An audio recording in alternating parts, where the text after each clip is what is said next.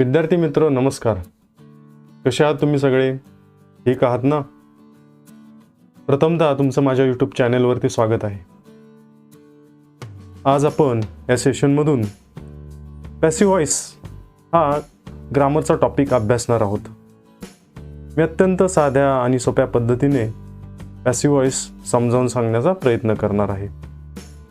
तुम्हाला समजावं म्हणून मी मराठीतून स्पष्टीकरण देणार आहे, परंतु मी कालांतरानं इंग्लिशमधून एक्सप्लेनेशन केलेलं सेशनसुद्धा यूट्यूबवरती अपलोड करणार आहे. या सेशनमध्ये मी फक्त प्रेझेंट कंटिन्युअस टेन्सची वाक्य घेतलेली आहेत. वाक्य अत्यंत छोटी घेतलेली आहेत. तुम्हाला सब्जेक्ट, व्हर्ब, ऑब्जेक्ट हे सहजासहजी सापडावं अशा दृष्टीनं छोटी छोटी वाक्यांची निवड केलेली आहे. तुम्हाला प्रेझेंट कंटिन्युअस टेन्स हा सुद्धा कळायला पाहिजे. त्याचबरोबर क्रियापदांची रूपंसुद्धा तुम्हाला माहीत पाहिजेत. हा सगळा विचार करून मी जी वाक्य निवडलेली आहेत ती साध्या आणि सोप्या आहेत. विद्यार्थी मित्र हो, अत्यंत साध्या आणि सोप्या वाक्यातून मी तुम्हाला पॅसिव्ह व्हॉइस ही संकल्पना समजावून सांगणार आहे. चला तर मग पॅसिव्ह व्हॉइसचं पहिलं सेशन आपण सुरू करू. मी मगाशी सांगितल्याप्रमाणे या वर्कशीटमध्ये तुम्हाला फक्त प्रेझेंट कंटिन्युअस टेन्सची वाक्य दिसणार आहेत. आपण ही 20 वाक्य काही पायऱ्यांमध्ये सोडवणार आहेत. त्यातली पहिली पायरी म्हणजे वाक्यातील वर्ब फ्रेजेस ओळखणं. आपण वर्ब फ्रेजेस ओळखणार आहे. त्यानंतर दुसरी पायरी क्रियापदाची तिसरी रूपं, ज्याला पास्ट पार्टिसिपल असं म्हणतात, ती आपण शोधणार आहोत. त्यानंतर वाक्याचं सब्जेक्ट म्हणजे कर्ता आणि ऑब्जेक्ट हे दोन घटक आपण शोधणार आहोत. मी जी 20 वाक्य घेतलेली आहेत ही 20 वाक्य अत्यंत साधी सोपी आहेत. त्यांचे मराठीत अर्थ तुम्हाला समजतायत आणि सब्जेक्ट, व्हर्ब, ऑब्जेक्ट हे सुद्धा शोधणं तुम्हाला सोपं जाईल. या 4 पायऱ्या झाल्यानंतर 5वी पायरी म्हणजे पॅसिव्ह व्हॉइसचा जो नियम आहे, जे स्ट्रक्चर आहे, जे मी इथं वरती बॉक्समध्ये दिलेलं आहे, ते स्ट्रक्चरमध्ये आपण ते वाक्य लिहिणार आहोत. तर अशा एकूण 5 पायऱ्यांमध्ये आपण पुढे जाणार आहोत. चला तर मग पहिलं वाक्य आपण विचारात घेऊयात. पहिले वाक्य आहे I am taking a pen. तुम्ही गेस करू शकताय का की ह्यातलं वर्ब फ्रेज कुठली आहे ते? बरोबर, या वाक्यातली वर्ब फ्रेज आहे आय एम टेकिंग. बऱ्याचदा मी वर्गात विद्यार्थ्यांना एखादं वाक्य देतो. मी वाक्य दिल्यानंतर मी विद्यार्थ्यांना विचारतो ह्या वाक्यातील क्रियापद कुठलं? तर बरेच विद्यार्थी मला फक्त टेकिंग हे क्रियापद आहे असं सांगतात. उत्तर 50% बरोबर आहे. या दिलेल्या वाक्यात टेकिंग हे मेन वर्ब आहे, पण त्याच्या जोडीला एम हे हेल्पिंग वर्ब आहे. तर आपल्याला काळाचा विचार करत असताना, वर्ब फ्रेज शोधत असताना त्या हेल्पिंग वर्बचा सुद्धा विचार करावा लागणार. दुसरं वाक्य आपण बघूयात. I am giving a notebook. या वाक्यातील कुठली वर्ब फ्रेज आहे? बरोबर, या वाक्यातील एम गिव्हिंग ही वर्ब फ्रेज आहे. तिसरं वाक्य I am reading a story. Guess करा. Am reading. पुढचं वाक्य I am watching a movie. बरोबर, एम वॉचिंग. त्यानंतर पुढचं वाक्य यू आर प्लेइंग क्रिकेट. बरोबर, आर प्लेइंग हे वर्ब आहे. You are washing clothes. Are washing ही वर्ब फ्रेज आहे. You R closing a door. या वाक्यात आर क्लोजिंग ही वर्ब फ्रेज आहे. You are writing a letter. या वाक्यामध्ये आर रायटिंग अ लेटर ही वर्ब फ्रेज आहे.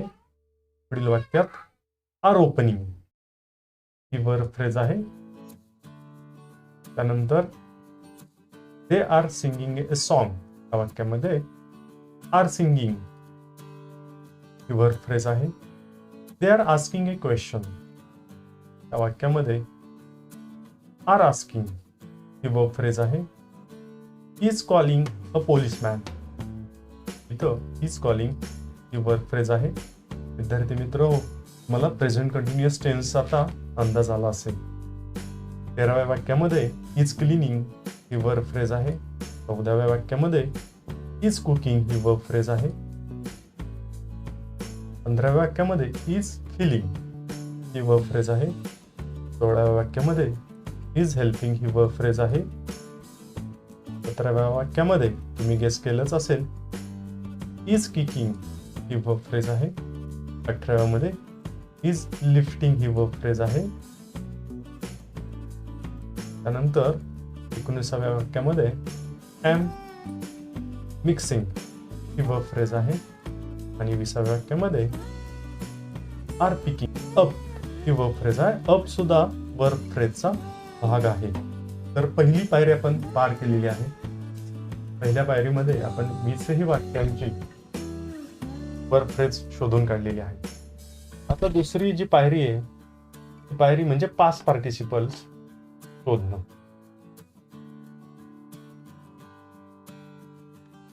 तर मी वाक्याच्या पुढं पास्ट पार्टिसिपल लिहित आहे. विद्यार्थी मित्रो, पहिल्या पायरीमध्ये आपण 20 वाक्यांची वर्ब फ्रेज शोधलेली आहे. आता पायरी नंबर 2 कडे आपण निघालेलो आहोत. पायरी नंबर 1 आपण पूर्ण केलेली आहे. पायरी नंबर 2 आपल्याला पूर्ण करायची आहे. ओके. आता पहिल्या वाक्यामध्ये एम टेकिंग हे आपल्याला वर्ब फ्रेज आढळली. त्यातलं एम हे हेल्पिंग वर्ब आहे आणि टेकिंग हे मेन वर्ब आहे. टेकिंगचं मूळ रूप आहे टेक, दुसरं रूप आहे टूक आणि तिसरं रूप आहे टेकन. आपल्याला पॅसिव्ह वॉइस मध्ये तिसऱ्या रूपाची आवश्यकता आहे. तर हे तिसरं रूप मी इथं ठेवतोय. दुसरं वाक्य आहे एम गिविंग. गिविंगचं मूळ रूप आहे गिव, दुसरं रूप आहे गेव आणि तिसरं रूप काय आहे सांगा बरं. बरोबर, गिवन. हे आपल्याला लागणार आहे. तिसऱ्या वाक्यामध्ये रीड हे मेन वर्ब आहे. रीड, रेड, रीड अशा पद्धतीनं त्याची 3 रूपं होतात. आपल्याला आवश्यक तिसरं रूप आहे, मी लिहून घेतलेलं आहे. चौथ्या वाक्यामध्ये वॉच हे क्रियापद आहे. त्याला मी फक्त ईडी प्रत्यय लावत आहे. ईडी प्रत्यय लागणाऱ्या क्रियापदांचं दुसरं आणि तिसरं रूप हे सेम असतं. म्हणजे वॉच, वॉच्ड आणि वॉच्ड असा त्याचा उच्चार करा. वॉच्ड असा उच्चार अपेक्षित नाही. सेंटेन्स नंबर 5 प्ले सांगा. प्लेड आणि तिसरं रूप सुद्धा प्लेड. ईडी प्रत्यय लागलाय ना. मूळ रूप आहे वॉश, दुसरं वॉश आणि तिसरं रूप सुद्धा वॉश्ड. त्यानंतर 7व्या वाक्यामध्ये क्लोज, त्याला ईडी प्रत्यय लागतो. तर त्याचं तिसरं रूप क्लोज्ड असं होतं. त्यानंतर we are writing a letter. Write, wrote आणि तिसरं रूप रिटन. तिसरं रूप आहे रिटन. ओपन, ईडी प्रत्यय, ओपन आणि open. They are singing a song. Sing, sang आणि संग. ओके, असं त्याचं तिसरं रूप होत आहे. They are asking a question. ED प्रत्यय, येस, आस्क्ड. कॉलिंग, ईडी प्रत्यय, कॉल, कॉल्ड आणि कॉल्ड. क्लीनिंग, क्लीन, क्लीन्ड आणि क्लीन्ड. कुकिंग, बहुतेक क्रियापदांना तुमच्या असं लक्षात येईल की ईडी प्रत्यय लागतोय. कुक्ड असं त्याचं तिसरं रूप होत आहे. फील ईडी प्रत्यय, फील्ड तिसरं फील्ड. हेल्पला सुद्धा ईडी प्रत्यय लागतो. HELPED helped. हेल्प्ड असा उच्चार करू नका. हेल्प, कुक्ड, क्लीन्ड, फील्ड योग्य उच्चार तुम्ही केले पाहिजेत. A donkey is kicking by a monkey ह्या वाक्यातील इज किकिंग हे वर्ब फ्रेज आहे. मी किकला ईडी प्रत्यय लावतोय. नेहमी मूळ रूपाला ईडी प्रत्यय लावायचा असतो. लिफ्टचं तिसरं रूप आहे लिफ्टेड. त्यानंतर मिक्सचं तिसरं रूप आहे मिक्स्ड. त्यानंतर पिकचं तिसरं रूप आहे पिक्ड. पिक्ड. तर विद्यार्थी मित्र, आपण दुसरी पायरी पार केलेली आहे. आता तिसरी पायरी म्हणजे ह्या वाक्याचा कर्ता शोधणं. आता तुम्ही बारकाईने ही 20 वाक्य पाहिलीत तर ह्या वाक्याचे कर्ता हे एकच शब्द मुद्दाहून मी घेतलेला आहे. इथं फक्त अ डॉंकी म्हणजे आर्टिकल आहे. अगदी बारकाईने तुम्ही जर म्हटलं तर इथं 2 वर्ड्स आहेत, आहे का नाही? परंतु मी अत्यंत तुम्हाला सोपं जावं म्हणून एक शब्द असलेली वाक्यच, सब्जेक्ट असलेली वाक्य घेतलेली आहेत. ॲक्च्युली हे प्रनाउन्स आहेत, सगळी प्रनाउन्स आहेत. हे प्रॉपर नाऊन आहे, कॉमन नाऊन, कॉमन नाऊन असे शब्द मी निवडलेले आहेत. तर आता आपण वाक्याचे सब्जेक्ट शोधणार आहोत.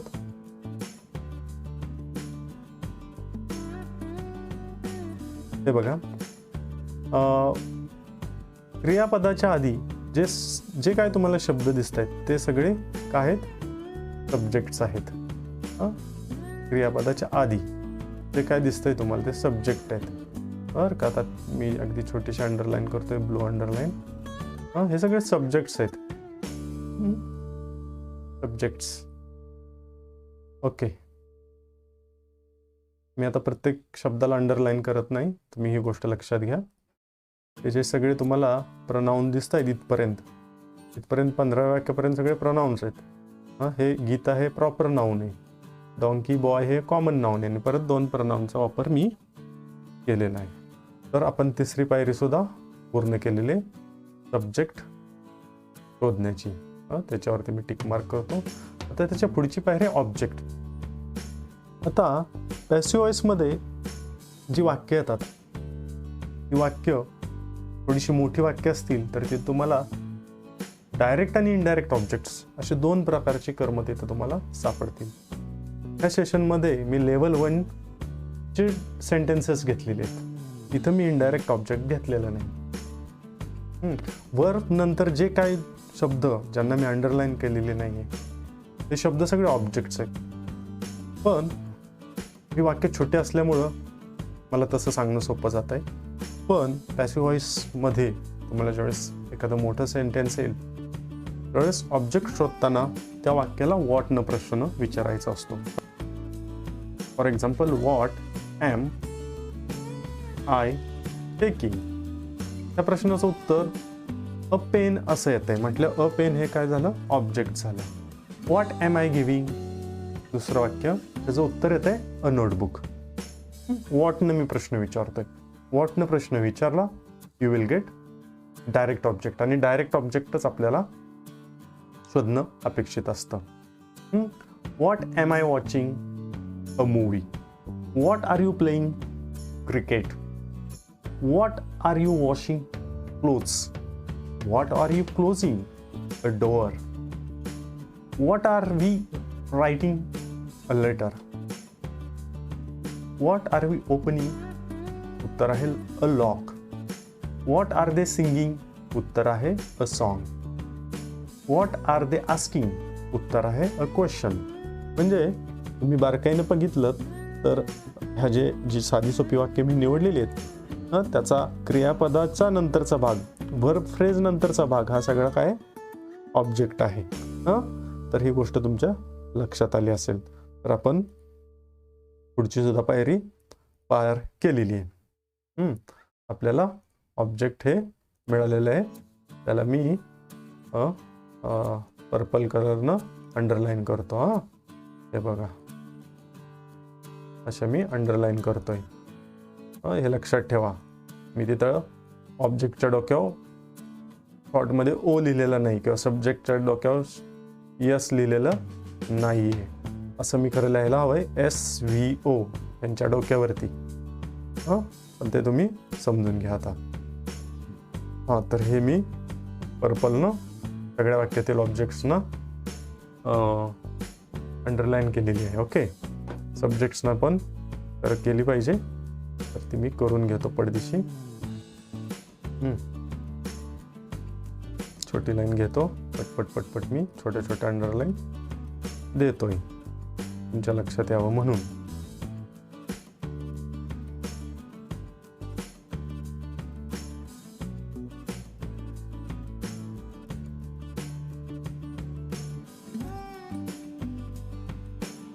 ओके,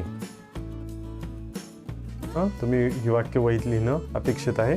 या व्हिडिओच्या डिस्क्रिप्शनमध्ये मी एक PDF फाईल अपलोड करून ठेवतो ह्याच वाक्यांची. म्हणजे तुम्हाला ती PDF तुम्हाला डाउनलोड सुद्धा करता येईल.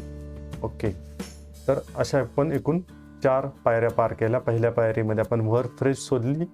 दुसऱ्या पायरीमध्ये दिलेल्या क्रियापदांची तिसरी रूपं शोधली, ज्याला पास्ट पार्टिसिपल म्हणतात. ओके, हे दुसऱ्या पायरीमध्ये होतं. तिसऱ्या पायरीमध्ये आपण सब्जेक्ट शोधली. ओके, आणि चौथ्या पायरीमध्ये आपण ऑब्जेक्ट शोधली, ज्यांना आपण पर्पल कलरनं अंडरलाईन केलेले. आता पाचवी आणि सर्वात महत्त्वाची पायरी जी स्ट्रक्चर आहे. मी आता इथं स्ट्रक्चर ऑलरेडी प्रोव्हाइड केलेलं आहे. प्रथम आपण ऑब्जेक्ट घेणार आहे. आता मग ह्या स्ट्रक्चरनुसार मी पहिलं वाक्य घेतो. पहिल्या वाक्यामध्ये आहे अ पेन हे ऑब्जेक्ट. अ पेन ऑब्जेक्ट आहे पहिल्या वाक्यामध्ये. ओके, आता त्यानंतर M is R हा आपल्याला या 3 सहाय्यकारी क्रियापदापैकी एक क्रियापद इथं आपल्याला सुटेबल हेल्पिंग वर्ब आपल्याला घ्यायचं आहे. आता अ पेन हे एकवचनीय नाम आहे ना. अ पेन म्हणजे एकच पेन म्हटल्यावर इज हे हेल्पिंग वर्ब बसतंय. M हे हेल्पिंग वर्ब बसणार नाही आणि R हे हेल्पिंग वर्ब बसणार नाही, कारण पेन हे सिंग्युलर नाऊन आहे. प्लुरल नाऊन असतं तर मी तिथं पेन्स आर असं घेतलं असतं. अ पेन इज असं आपण उत्तर लिहिताना सुरुवात केलेली आहे. आता ह्या 3 पैकी एक ठरवलं आपण, इज घ्यायचं आहे. त्यानंतर आपल्याला बीइंग हा शब्द तिथं वापरायचाच आहे, कारण प्रेझेंट कंटिन्युअस टेन्स आहे. त्यामुळे आपण इथं इज नंतर बीइंग हा कंपल्सरी एलिमेंट आपण वापरतोय. त्यानंतर टेक्सचं ते स्वरूप आपण शोधून ठेवलेलं आहे, ते ऑलरेडी आहे तिथं, ते आपण इथं घेतोय. V3 मी स्ट्रक्चरमध्ये बघू शकता. हे बघा, हे V3. त्यानंतर बाय आणि सब्जेक्ट. आता एक महत्त्वाची गोष्ट तुम्हाला सांगायची राहिली. आता जर आय हे वाक्यात आलं असेल तर त्याची द्वितीया तुम्हाला मी वापरायला लागेल. जर यू आला असेल वाक्यात तर तुम्हाला तुमच्या वाक्यात यू हा शब्द वापरावा लागेल. वी असेल तर तुम्हाला बाय नंतर अस वापरायला लागेल. दे असेल तर बाय नंतर तुम्ही देम वापराल. त्यानंतर दे असेल तर देम वापराल. ही असेल तर हिम वापराल. ही असेल तर वापराल. ही एक यादी तुमच्या वहीमध्ये हवी आहे, तुमच्या लक्षामध्ये ही यादी हवी आहे. तर बाय आणि सब्जेक्ट, बाय आणि सब्जेक्ट आहे आय. ओके, त्याचं मी रूपांतर मी मध्ये केले. ओके, तर अशा पद्धतीने आपण हे स्ट्रक्चर सुद्धा इथं आपण घेतलेलं आहे. ओके, अजून पुढची वाक्य मी तुम्हाला समजावून सांगतो. अजून 1-2 वाक्य आपण बघूया. उरलेले वाक्य तुम्ही नक्की करू शकाल. ओके, तर ह्या 5 पायऱ्यांमध्ये आपण पॅसिव्ह व्हॉइसचं वाक्य पूर्ण करणार आहोत. तर हा मी टेबल जरा त्या बाजूला घेतो आणि हे वाक्य मी ह्या वाक्याच्या समोर घेतो. त्याचा रंग बदलतो म्हणजे तुमच्या लक्षात येईल. हां, कुठला रंग बरोबर वाटतोय? हा बरोबर वाटतोय. हां, okay. Pen is being taken by me. आपण काय केलं, ह्या वाक्यातील ऑब्जेक्टला हायलाइट केलं, म्हणजे कर्माला महत्व दिलं आणि कर्त्याला गौण ठरवून टाकलं, गौण किंवा कमी महत्वाचं करून टाकलं. ओके, पुढचं वाक्य. तुम्ही मला मदत करताय ना? सांगा ऑब्जेक्ट. दुसऱ्या वाक्याचं ऑब्जेक्ट बरोबर, अ नोटबुक. नोटबुक एक वचन आहे का अनेक वचन आहे? नोटबुक एक वचन नाउन आहे का नाही? काय आहे? एक वचन नाउन आहे, म्हणून मी तिथं इज घेतोय. त्यानंतर बिंग हे घ्यायचंच आहे, कंटिन्युअस टेन्स आहे. V3 आपण शोधलेलं आहे, ते मी ऑलरेडी इथं लिहितोय. आणि बाय नंतर मी. ओके, हे घेतोय. वाक्य आपलं असं झालेलं आहे, a notebook is being given by me. पुढचं वाक्य सांगा. ऑब्जेक्ट ए स्टोरी, बरोबर. ए स्टोरी एक वचनी नाम आहे म्हटल्यावर is being read by me. पुढचं वाक्य. पुढच्या वाक्यात ए मूवी हे ऑब्जेक्ट आहे. एकच मूवी असल्यामुळं एकवचनी नाम आहे, म्हणून मी इज वापरतोय. त्यानंतर रूल प्रमाणे मला बिंग इथं इन्सर्ट करायचंच आहे. वॉचचं ते स्वरूप आपण घेतलेलंच आहे. आणि बाय नंतर सब्जेक्ट मी घेतोय आपण. हां, त्यानंतर हा वाक्य कसं तयार झालं, a movie is being watched by me. त्यानंतर क्रिकेट हे ऑब्जेक्ट आहे, म्हणून मी ते सुरुवातीला घेतोय. त्यानंतर पुढचं वाक्य. त्या वाक्यात क्रिकेट हे ऑब्जेक्ट आहे, म्हणून मी ते सुरुवातीला घेतोय. क्रिकेट MR पैकी काय बसतंय? इज बसतंय. इज. त्यानंतर बिंग हे घ्यायचंच आहे. बिंग प्लेचं तिसरं प्लेड. त्यानंतर बाय यूचं यूज होतं, पूर्णविराम. पुढच्या वाक्यामध्ये क्लोथ्स हे ऑब्जेक्ट आहे. आता बघा, क्लोथ्स हे अनेक वचनी नाम आहे बरं का, म्हटल्यावर इज इथं बसणार नाही. सुटेबल हेल्पिंग वर्ब आहे आर. बिंग वॉश्ड बाय मी. तर मला वाटतं तुमच्या लक्षात आलं असेल कशा पद्धतीनं ह्या शब्दांची मांडणी करायची आहे. त्यानंतर हा नियम कशा पद्धतीनं वापरायचा आहे. मी तुम्हाला इथं सगळी इन्फॉर्मेशन प्रोव्हाइड करून दिलेली आहे. ही वाक्य तुम्ही अशा पद्धतीनं सोडवा. त्या व्हिडिओच्या डिस्क्रिप्शनमध्ये मी तुम्हाला ही प्रेझेंट कंटिन्युअस टेन्सची वर्कशीट प्रोव्हाइड करतोय आणि त्याची आन्सर शीटसुद्धा मी प्रोव्हाइड करेन. तुम्हाला माझं जर स्पष्टीकरण आवडलं असेल तर माझी तुम्हाला अशी विनंती आहे की तुम्ही माझ्या चॅनलला सबस्क्राईब करा. बेसिक इंग्लिशची मी अशीच साध्या सोप्या पद्धतीने तयार केलेले व्हिडिओ अपलोड केलेले आहेत, ते वेळोवेळी पहा. हे व्हिडिओ स्पर्धा परीक्षेला सुद्धा उपयुक्त ठरतील. धन्यवाद.